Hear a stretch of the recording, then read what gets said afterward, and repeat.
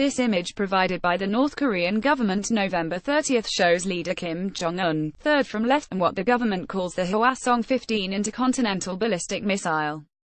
Korean Central News Agency Korea News Service via app captioned December 14, 2017, as it has done many times, the United Nations Security Council will again take up the issue of North Korea's nuclear threat on deck. 15. The meeting comes less than 3 weeks after North Korea fired a rocket that seems capable of striking the mainland United States. If past were prologue, not much might come of this latest gathering. Yet, instead of an atmosphere of more threats and counter-threats, diplomats are speculating that the US and North Korea may be ready to trade brinkmanship for blinkmanship. They might be ready to negotiate.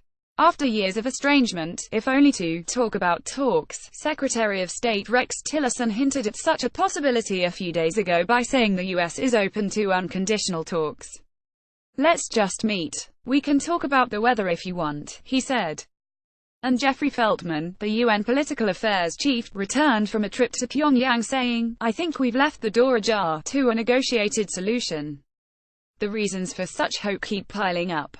The US appears satisfied that it has arranged very tough sanctions against the regime of Kim Jong-un and that its allies, along with China, have formed a solid front.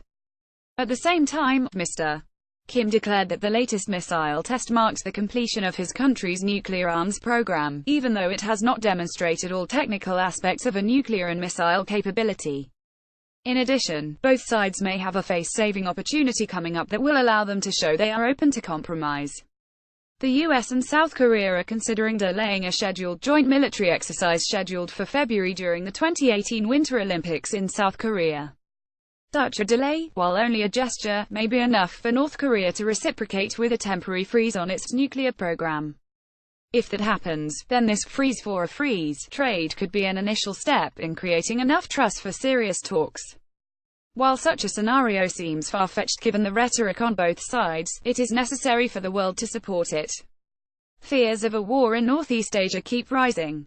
Both sides may now realize that not talking will no longer serve as a form of pressure or punishment, and that more sanctions or more military enhancements will do little.